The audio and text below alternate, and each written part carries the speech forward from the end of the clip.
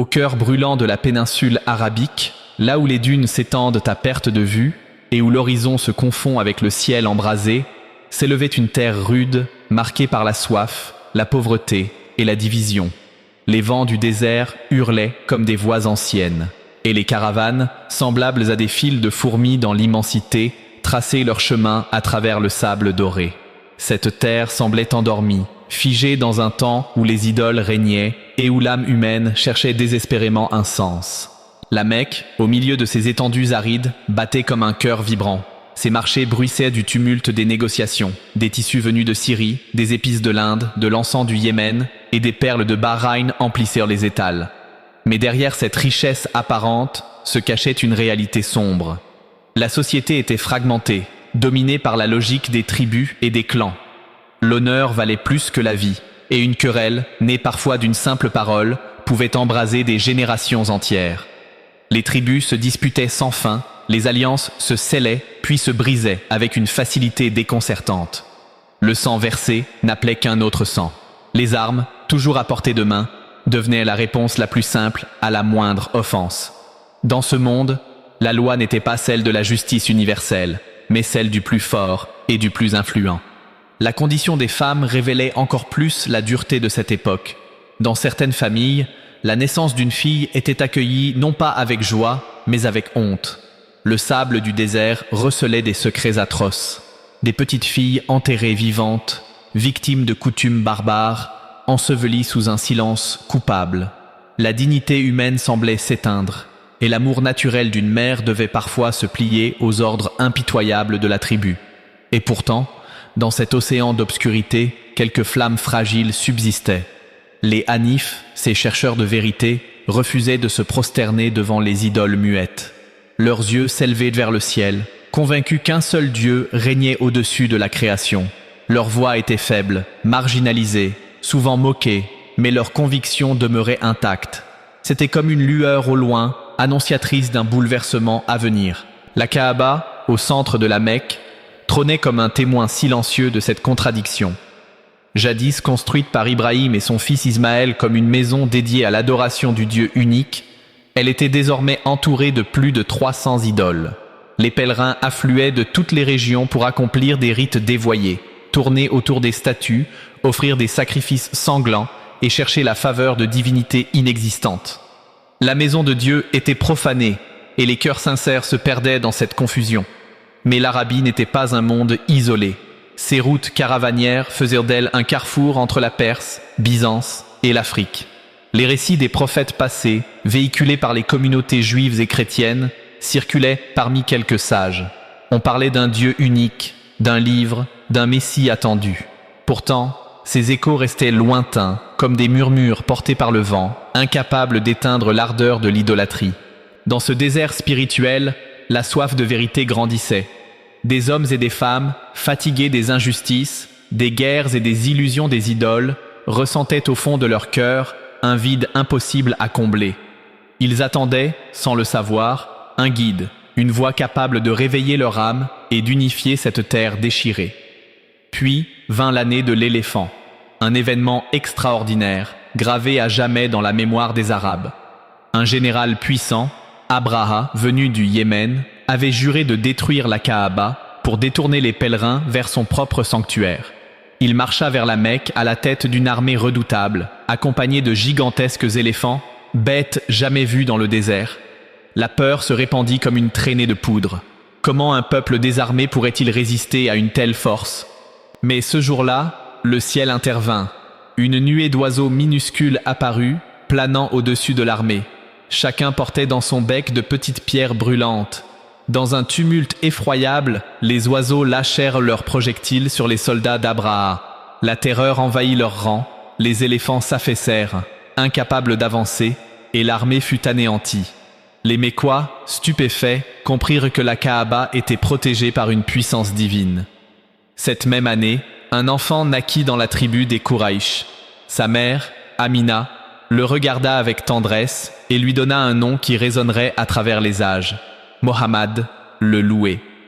Personne à ce moment-là ne pouvait deviner le destin colossal de ce garçon fragile. Mais certains signes mystérieux entouraient déjà sa naissance. On raconte qu'une lumière éclatante jaillit au moment où il vint au monde, illuminant jusqu'au palais de Syrie. Comme si le monde entier, au-delà du désert, pressentait qu'un guide venait de naître. Dans un monde où la justice avait disparu, où les idoles étouffèrent la foi et où les hommes avaient perdu leur humanité, un enfant venait d'arriver. Un enfant qui, un jour, porterait le message ultime de Dieu et rendrait à la Kaaba sa pureté originelle. La péninsule arabique, marquée par l'orgueil des clans et l'ombre des idoles, venait de recevoir l'étincelle qui allait embraser le monde. À peine quelques mois après la naissance de Muhammad, un voile de tristesse recouvrit son berceau. Son père, Abdullah, n'était déjà plus de ce monde. L'enfant était orphelin avant même d'avoir connu les bras de son père. Sa mère, Amina, porta seule ce fardeau, mais elle voyait en son fils une lumière particulière, une douceur qui réchauffait son cœur meurtri. Conformément aux traditions arabes, l'enfant fut confié à une nourrice bédouine, Halima al-Sadiya. Les tribus du désert avaient la réputation d'offrir aux enfants une langue pure, une santé robuste et un caractère façonné par la rudesse de la vie nomade. Lorsque Halima reçut Muhammad, elle ne savait pas encore que cet enfant transformerait sa vie. Dès son arrivée dans la tente des Banu Saad, des bénédictions inattendues se répandirent. La terre desséchée retrouva sa verdure, les troupeaux épuisés donnèrent davantage de lait, et la famille d'Halima connut une prospérité qu'elle n'avait jamais vue auparavant. Halima et son mari, émerveillés, comprirent que cet enfant n'était pas comme les autres. Muhammad grandit ainsi dans le désert, respirant l'air pur, écoutant le murmure du vent et apprenant la simplicité de la vie bédouine. Ses yeux d'enfant observèrent les étoiles et les dunes, son cœur s'emplissait d'une paix silencieuse, loin de l'agitation des marchés de la Mecque. Un jour, un événement bouleversant marqua son enfance. Alors qu'il jouait avec d'autres enfants, deux hommes vêtus de blanc apparurent. Ils l'allongèrent au sol, ouvrirent sa poitrine et lavèrent son cœur avec de l'eau pure contenue dans un récipient d'or. Les enfants, effrayés, coururent prévenir Halima. Quand elle le retrouva, Muhammad était debout, pâle mais indemne. Ce récit, mystérieux, annonçait déjà la mission exceptionnelle de cet enfant choisi par Dieu. Vers l'âge de 6 ans, une nouvelle épreuve frappa son destin. Sa mère, Amina, entreprit un voyage à Médine pour visiter la tombe de son mari. Le petit Muhammad découvrit pour la première fois la ville de ses ancêtres maternels. Mais au retour, Amina tomba malade et mourut dans un village nommé Abwa. Muhammad, encore si jeune, se retrouva totalement orphelin, sans père ni mère. Le destin le plaça alors sous la protection de son grand-père, Abd al-Muttalib. Chef respecté de Quraysh, Abd al-Muttalib voyait en son petit-fils une lumière qu'il chérissait plus que ses propres enfants. On raconte qu'il ne permettait à personne de s'asseoir sur son tapis d'honneur, sauf à Muhammad. Mais cette tendresse fut de courte durée, car 2 ans plus tard, Abd al-Muttalib mourut à son tour. C'est alors qu'Abu Talib, oncle du prophète, prit en charge l'orphelin. Bien que modeste et souvent en difficulté, Abu Talib offrit à Muhammad une protection et un amour sincère. Dans cette maison simple, Muhammad continua de grandir, apprenant à travailler dès son plus jeune âge. À l'adolescence, il devint berger. Avec son bâton, il guidait les troupeaux dans les vallées rocheuses et les plaines désertiques. Cette tâche humble, solitaire, forgea en lui la patience, la réflexion et l'humilité. Beaucoup de prophètes avant lui avaient été bergers, une école silencieuse où l'âme apprend à écouter et à guider. Vers l'âge de 12 ans, Muhammad accompagna son oncle Abu Talib dans une caravane vers la Syrie. Ce fut son premier grand voyage au-delà des frontières de l'Arabie. Sur le chemin, la caravane fit halte près d'un monastère où résidait un moine chrétien nommé Bahira. En voyant Muhammad, Bahira distingua dans ses traits et ses gestes les signes d'un prophète annoncé dans les écritures anciennes. Le moine invita Abu Talib et lui recommanda de protéger l'enfant avec soin, car un grand destin l'attendait. Cette rencontre mystérieuse resta gravée dans la mémoire de ceux qui y assistèrent. De retour à la Mecque, Muhammad devint un jeune homme respecté. On le surnommait déjà Al-Amin, le digne de confiance.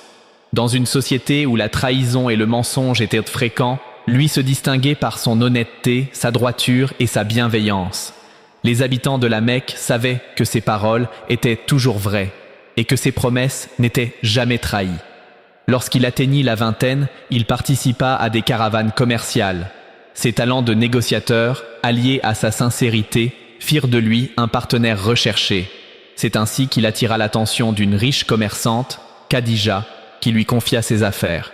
Le succès fut tel que Khadija vit en lui non seulement un employé fidèle, mais un homme exceptionnel. Peu à peu, l'estime se transforma en admiration, puis en amour. Khadija proposa à Muhammad de l'épouser. Leur union fut un modèle de respect, de tendresse et de confiance. Khadija fut non seulement son épouse, mais aussi son soutien le plus solide dans les moments les plus difficiles à venir. Au fil des ans, Muhammad, bien qu'entouré de richesses et de responsabilités, restait profondément spirituel. Il voyait autour de lui l'injustice, la corruption et les pratiques idolâtres. Son cœur pur refusait de s'y soumettre. Il cherchait la solitude dans les collines proches de la Mecque, méditant dans une petite grotte appelée Hira. Là, il se retirait du tumulte, priant silencieusement le Créateur de le guider vers la vérité. Ce jeune homme, qui avait connu l'orphelinat, la pauvreté, le travail acharné et les épreuves de la vie, se préparait sans le savoir à une mission immense. Le désert, les voyages, les pertes et les rencontres avaient forgé son âme. Son cœur, lavé et purifié depuis l'enfance, battait au rythme d'un destin qui s'approchait. Le monde arabe, encore plongé dans les ténèbres de l'idolâtrie et de l'injustice, était sur le point d'être bouleversé par la révélation. Et Muhammad, l'homme au cœur pur et au regard sincère, allait devenir le messager attendu depuis des siècles. À mesure que Muhammad grandissait, son caractère se forgeait au cœur des rues animées de la Mecque. La ville était une plaque tournante du commerce, où les caravanes venant du Yémen, de Syrie et d'ailleurs se croisaient, apportant des marchandises rares, des parfums, de l'or et aussi des idées. Les marchands se disputaient les marchés, les chefs de tribus rivalisaient de prestige, et les inégalités sociales se creusaient. Pourtant, au milieu de cette agitation, Muhammad se distinguait déjà par sa droiture et sa discrétion. On l'appelait Al-Amin, le digne de confiance. Les Mécois savaient qu'on pouvait lui confier un objet, un secret ou une responsabilité sans craindre la trahison. Dans une société où le mensonge et la tromperie faisaient partie des pratiques commerciales, Muhammad se distinguait par son intégrité. Même jeune, il refusait de participer aux cultes idolâtres, n'ayant jamais touché une idole, ni participé aux banquets dédiés aux faux dieux. Son cœur s'éloignait instinctivement de tout ce qui était impur.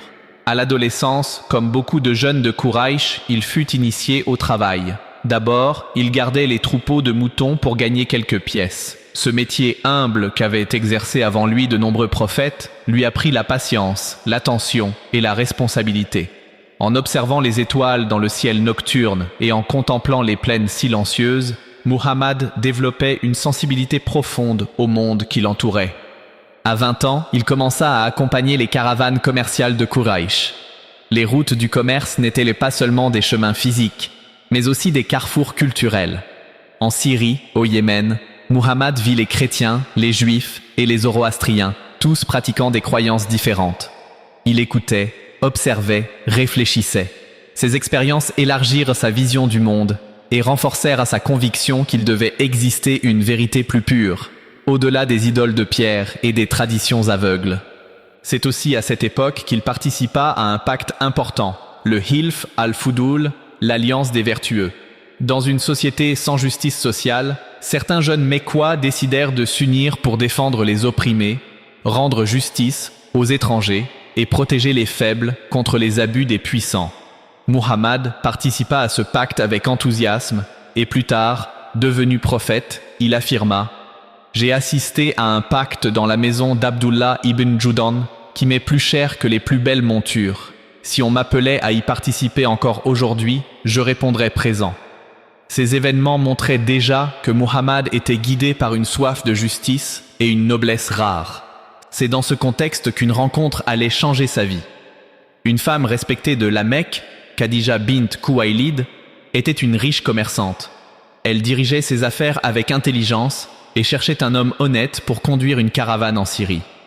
Ayant entendu parler de l'intégrité de Muhammad, elle lui proposa de diriger son commerce. Muhammad accepta et partit en Syrie à la tête de la caravane de Khadija. Pendant ce voyage, il démontra non seulement son habileté commerciale, mais aussi sa droiture. Contrairement aux marchands qui trichaient sur les prix et la qualité, Muhammad resta juste et équitable. Le succès fut tel que Khadija vit ses profits doubler. Mais au-delà de la réussite financière, un autre détail marqua Khadija.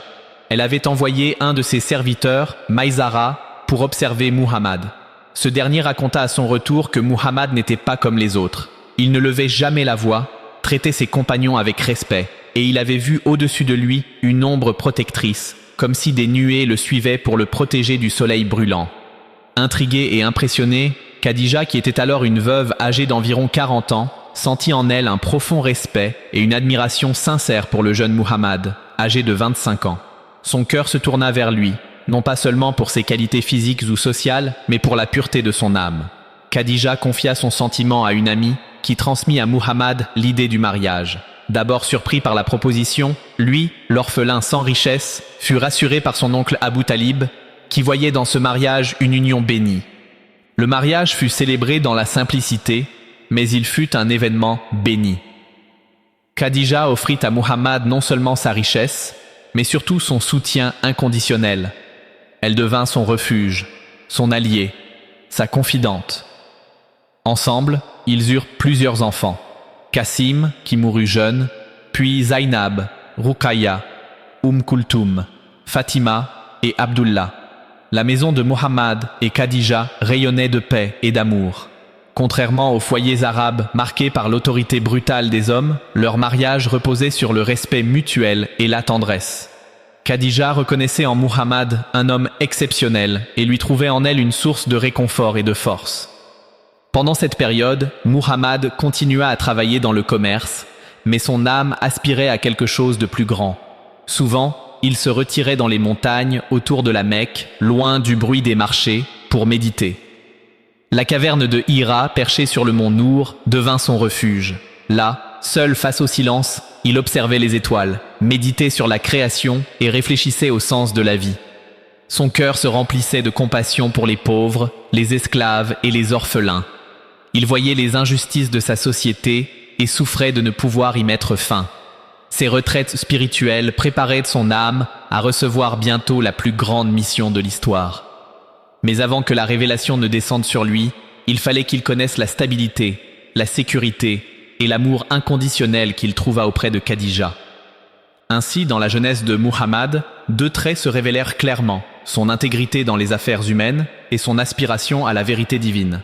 Sa réputation d'homme honnête s'étendait déjà au-delà de la Mecque, et son mariage avec Khadija cimenta sa place dans la société. Mais au fond de lui, Muhammad savait que son destin allait le mener bien plus loin que les caravanes et les marchés. La lumière qui s'était manifestée à sa naissance brillait toujours en lui. Le monde attendait encore, et les anges observaient en silence. La mission prophétique approchait, et l'homme que l'on appelait Al-Amin allait bientôt devenir le messager de Dieu. Dans la maison de Khadija, le silence était lourd, presque sacré. Muhammad venait de vivre une expérience qui bouleverserait sa vie et celle de l'humanité.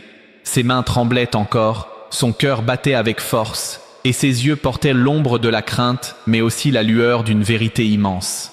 Khadija, inquiète mais confiante, l'enveloppa de son manteau et chercha à calmer cette angoisse qui le traversait. Il raconta, avec une voix tremblante, ce qu'il avait vu dans la grotte. La lumière éclatante, la présence majestueuse de l'ange, l'ordre répété, lisse, et l'écho de paroles gravées dans son cœur.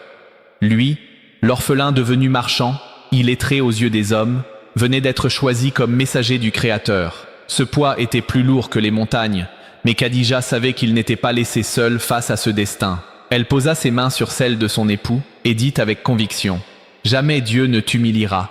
Tu soutiens les pauvres, tu accueilles les invités, tu portes les fardeaux des autres, tu es sincère et ta droiture est reconnue par tous. » Ces paroles furent un baume pour son cœur troublé.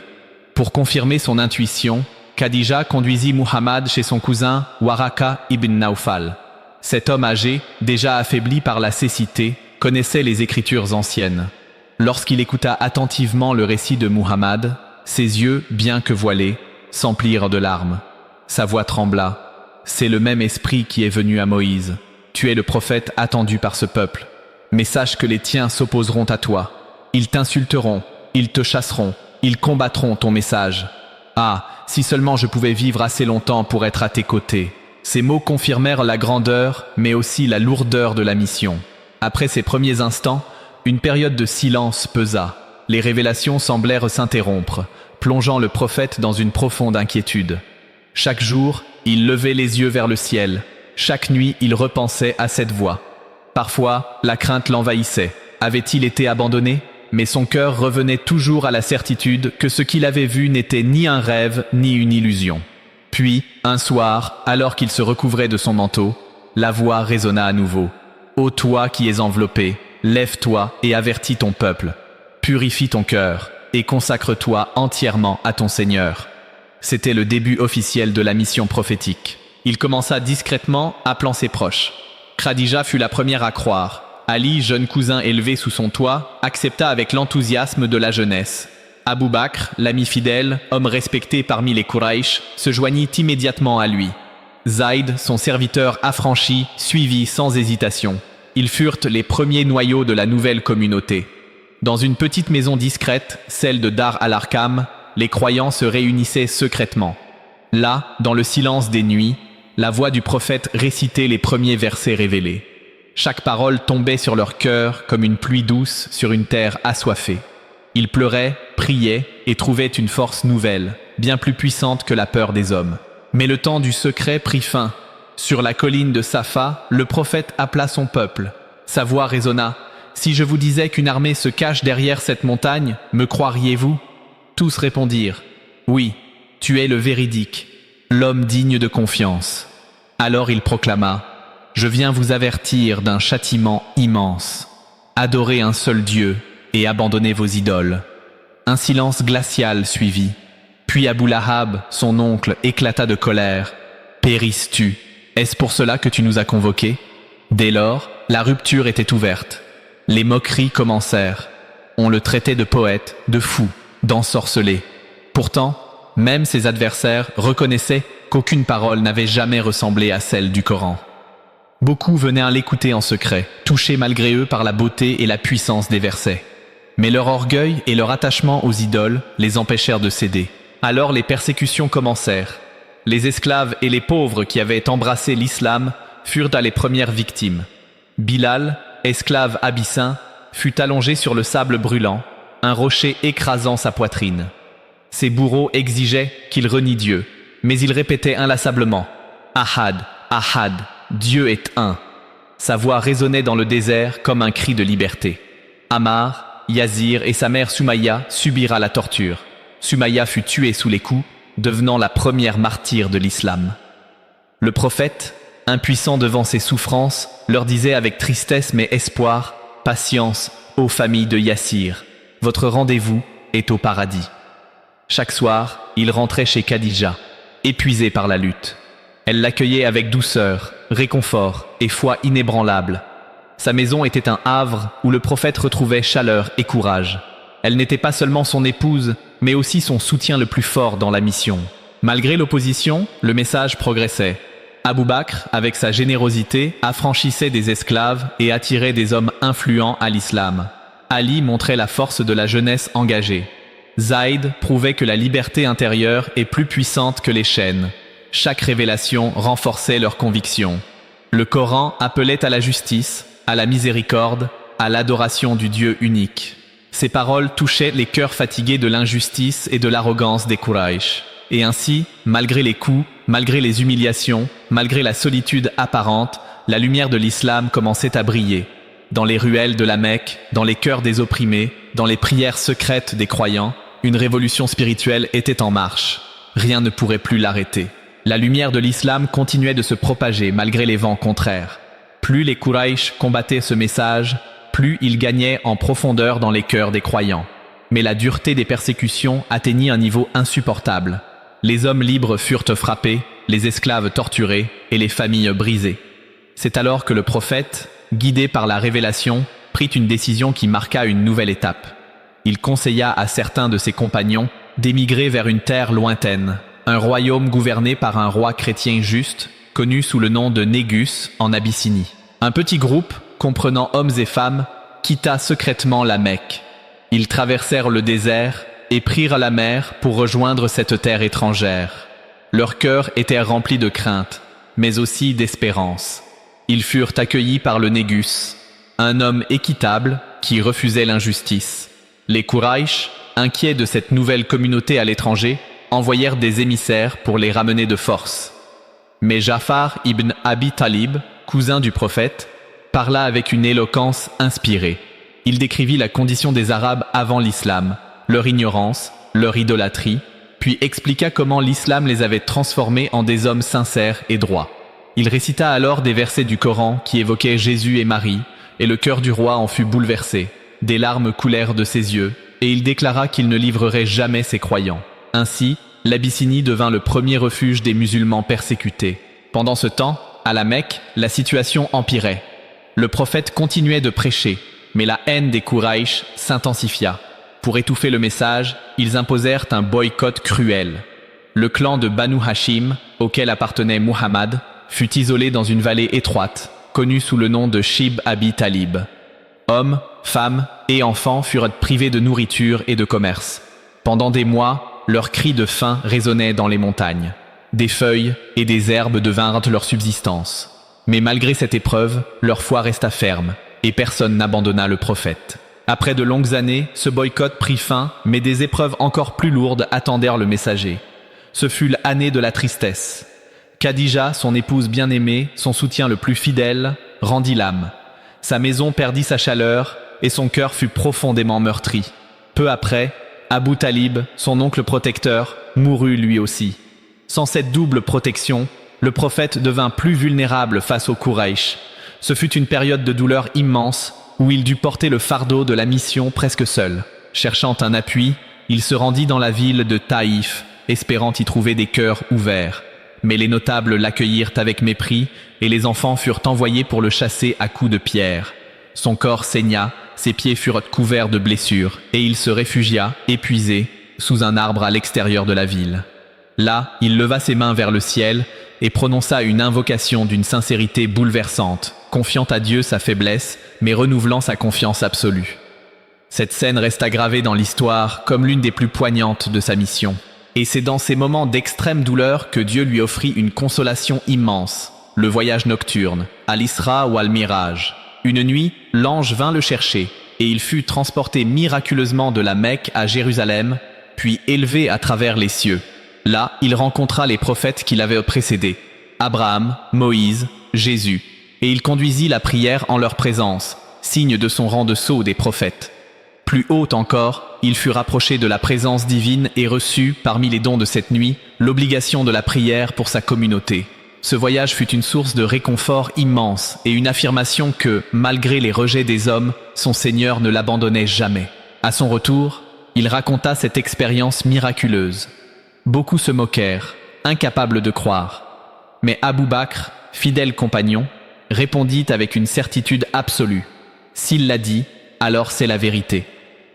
Depuis ce jour, il fut appelé As-Siddiq, le véridique, pour sa foi inébranlable. La mission continua, et peu à peu, de nouvelles terres s'ouvrirent. Lors de la saison du pèlerinage, des tribus venant de Médine entendirent le message et y virent une lumière pour guérir leur division. Elles prêtèrent serment au prophète, promettant de le soutenir s'il venait chez elles.